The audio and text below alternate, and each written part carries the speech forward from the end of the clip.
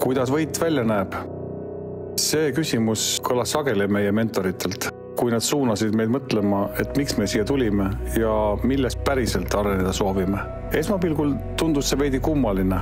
Meil mõlemal on ju kogemust haridusvaldkonnas, kuid tegelikkus on pisut teistsugune. Mida rohkem kogemust, seda suurem on vajadus õppida, uueneda ja avardada oma vaatenurki.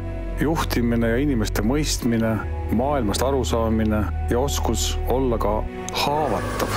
Töötel on ka täiesti teine organisatsioonikultuur, teine firma. Ma ei kujuta ette, mida ma üldse tegema hakkan. Ma saan aru, et ma olen praktikaja, aga kuidas need päevad välja näevad? Ma võrdun ainult. Nii. Kus see vesi tuleb ikka? Lõpuks sain kätte.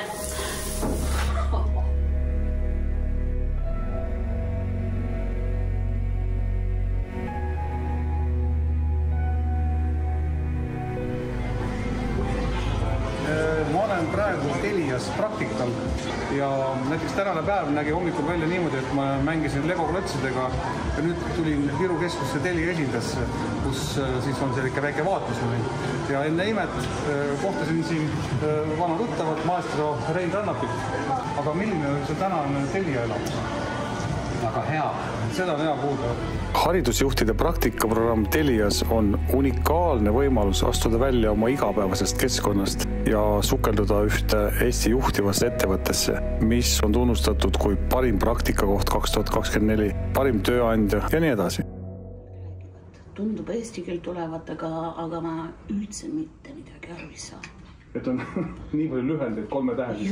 Just ja kõik need ingliskeelsed terminid. No võt, on õppida. Aga mina olen jällegi väga õnnelik ja uhke, et mulle usaldati intervjuude läbiviimised 17 töötajaga, juhtidega. Et siis teha omakorda kokkuvõtte nii-öelda väljaspool pilguga ja anda oma soovitusi. No näis, kas neid ka vajada. Aga no igal juhul, mis juhtus see, et kalender on täiesti triiki täis.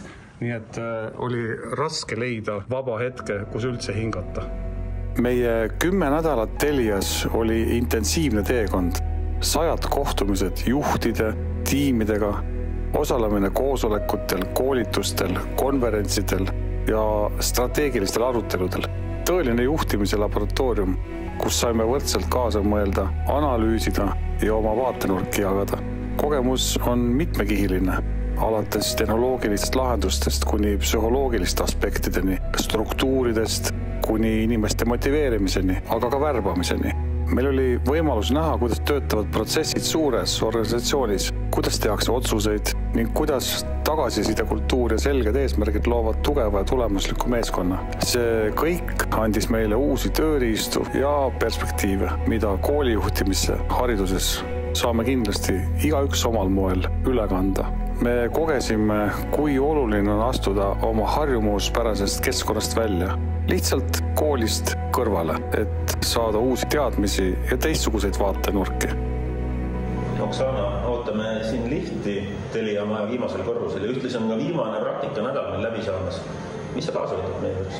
Uusi teadmisi meeskonnatööst, probleemide lahendamisest, muutuste juhtimisest, aga ka töökultuurist, juhtimisstiilist, mis põhineb usaldusel, avatud suhtlemisstiil.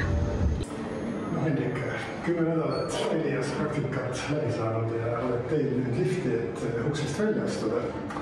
Räägi, mis sa endaga siis kaasa mõtlesid? Olen omaks võtnud ja organisatsioonikultuuri põhimõtted ning selle, kuidas päriselt on usaldus tugeva ja hästi toimiva meeskonna loomise alus. Olen saanud kinnitust üks-ühele vestluste olulisusest, aga ka võimaluse oma mentori Kristjan Kuke peegelduste abil enese sisse süvitsi vaadata. Nii ausalt, et kohati hakkas valus. Ma arvan, et see tegelikult on ikkagi väga selgelt kahesuunaline koostöö. Et mina mentorina olen kasvanud samamoodi juhina.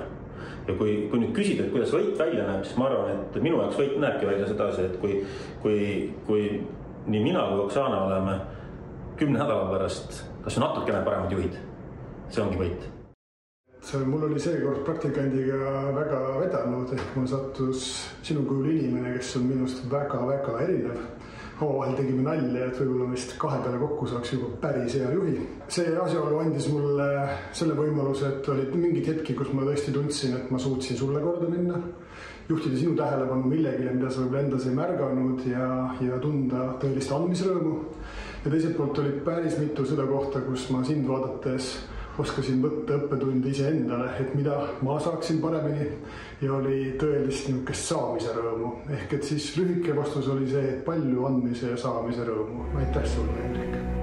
Selline kogemus rikastab mitte ainult meid praktikantidena, vaid kogu haridussüsteemi, meie kaudu siis ju.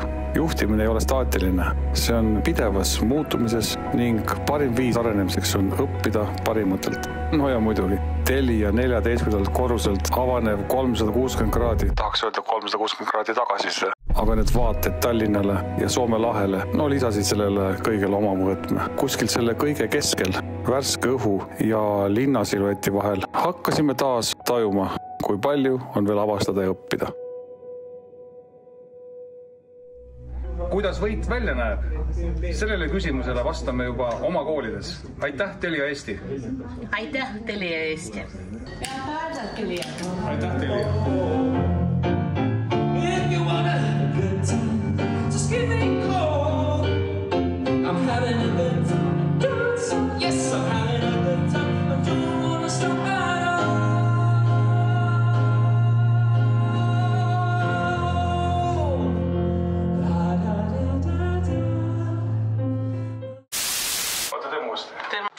Kuskil koperdasin, aga nii jääb. Ma ei hakka isegi kontrollima. Olen juba 20 aastat tegutsenud koolijuhina ning juhtimiskogemust peaks ju...